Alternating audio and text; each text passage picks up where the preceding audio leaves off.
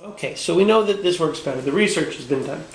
But I want to say some reasons why the low-fat diet doesn't work as well, okay?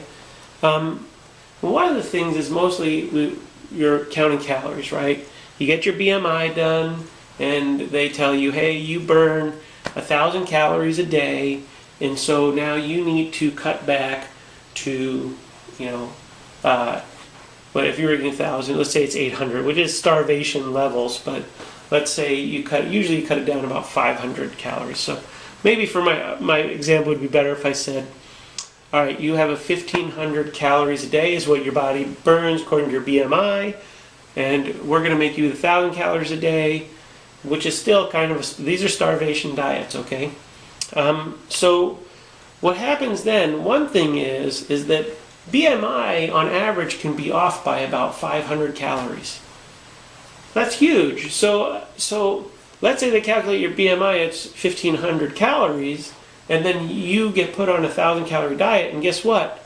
Your real BMI is 1,000 calories. So you're not losing any weight.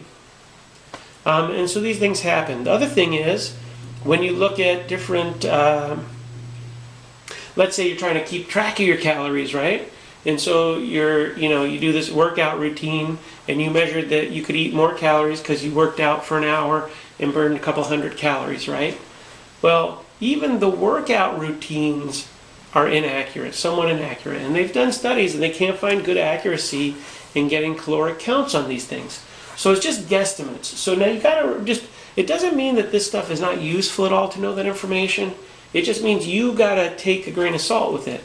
If you switch to 500 calories less, you're not losing any weight, you might think, hey, you have a lower BMI. You've got a really sluggish metabolism. So you got choices, but you have to change that metabolism, make it faster by exercising, or you have to eat even less. Another thing that makes these diets really tough to succeed with is that it's been proven with research that if you lower your caloric intake, so let's say, all right, I was eating 1,500 calories, now I'm only eating 1,000 calories a day. The first 2 weeks you're going to lose weight, you're going to feel better, you're seeing results. You're like, hey, this is working, I can do this. It's hard, but I can do this because I'm losing weight. But 2 weeks in, your metabolism will actually adjust, okay? And now your metabolism will be 1,000 calories a day. And it'll be 1,000 calories a day because that's what you're eating. You're eating 1,000 calories a day. Your body's adjusting to it. So this kind of creates a roadblock for health, because then what happens is you don't stick with the diet because you stop losing weight, and then you're like, the hell with this. I want to eat some goodies if I'm going to not lose any weight, right? And then you give up on it. So that's a big roadblock for most people. And this is just a graph from one of the research studies that's showing, when they calculate out the average caloric expenditures, it's a bell graph. So there's people way on each end, there's people in the middle. It's not everyone is this, okay?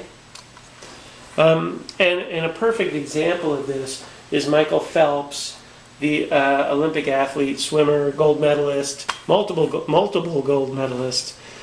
They estimated that Michael Phelps burns 7,000 calories a day.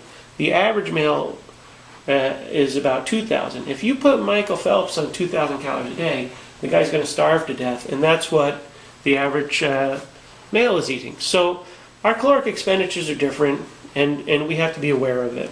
It's just that you give up on those calculations altogether. The other thing that's very important to why one diet works better than the other is our friend insulin that we talked about. Blood sugar plays a big role in when you can lose weight because of insulin, okay? And insulin can affect things like obesity, cancer risk, heart attack, stroke. All these things have been linked to high levels of insulin can cause these kind of things or be associated with it. And so, really, why do we even have insulin? If it's so problematic making us gain weight, why have it? And there's, our body doesn't do things for no reason, right? So why do we have insulin? We need insulin to keep our blood sugar in check. Our blood sugar really needs to run steady for us to feel good. If we start dropping our blood sugar too low, we actually start damaging our body, okay?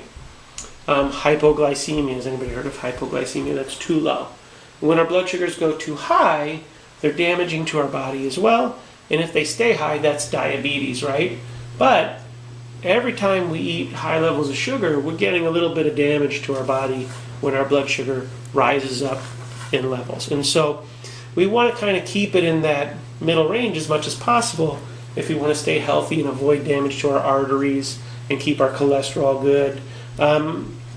So this is the importance of insulin, why we have insulin, okay? And it's critical to our overall health. And so what they found is that the more sugar you eat, the more loaded with sugar a food is, the longer your insulin level stays high, okay? And so again, the more sugar you eat, the longer your insulin level stays high. The longer your insulin stays high, the longer you cannot lose weight, all right? Think about it. You eat 3 times a day. Maybe you're eating 5 times a day because you heard that's a good way to lose weight. And for people with blood sugar issues, that's good. But, that's a specific requirement. And, hopefully you have the condition that matches what you're doing. But, so let's say you're having 5 meals a day, but you're trying to eat low fat, so they're all loaded with sugar. And then you're constantly, releasing, this insulin. Insulin tends on a big meal to last about an hour or 2 in your system. All right? So that means every time you've eaten, there's about an hour or 2 where you cannot lose weight if you're eating high sugar. If you're not eating high sugar, if you're eating low carbohydrate, this doesn't happen. And this is the difference for the accelerated weight loss, okay? Is that people on the low-fat weight loss diet cannot lose weight every time they eat for about an hour or so. So they're not losing weight the whole time. People that are on the low carbohydrate diet are just losing weight all the time because they're not hopefully putting out too much insulin, and it's going to keep them burning, and their metabolism is going to be faster while they're losing weight, okay? Which is what you want.